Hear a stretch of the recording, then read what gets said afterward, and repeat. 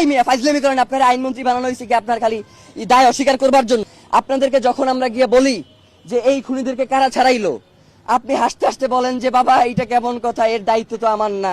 এই মিয়া ফাইজলামি করেন। আপনার আইনমন্ত্রী বানানো হয়েছে কি আপনার খালি দায় অস্বীকার করবার জন্য? আপনি আইন উপদেষ্টা হয়েছেন কি খালি দায় অস্বীকার করবেন এই জন্য? আপনার কি কোনো দায় নাই?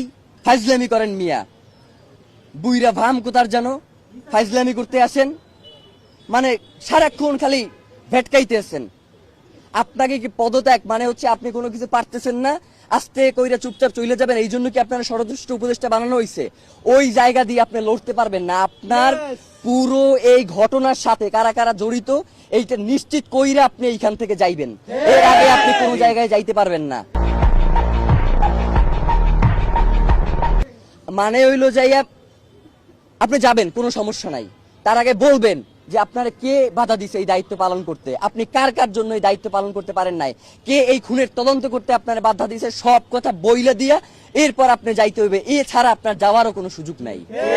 এবং ডক্টর ইউনূসকেও আমরা বলতে চাই যে বাংলাদেশের জনগণ আপনাকে প্রধান উপদেষ্টা বানাইছে এই জনগণের স্বাধীনতা সার্বভৌমত্বকে টিকিয়ে রাখার জন্য। জানাজার মাঠে আপনি বলেছেন যে আপনি শরীফ ওসমান হাদিকে ধারণ করেন, কিন্তু একবারের জন্য আপনি জানাজার ময়দানে বলেন নাই যে খুনের বিচারের ব্যাপারে আপনি কি করবেন। মানে এই যে এত বড় একটা হত্যাকাণ্ড হইলো, এর বিচারের জন্য আপনি কি কি পদক্ষেপ নেবেন সেইটা আপনার মুখ থেকে আমরা শুনতে পারি নাই। মানে আপনার যে অসহায়ত্ব সেইটা আমরা দেখতে পাইছি, আপনি আসলে কিসের কারণে অসহায় সেইটা আমরা জানতে চাই। আপনাকে কে অসহায় করে তুললো এইটা আমাদের কাছে আপনার জানাইতে হবে।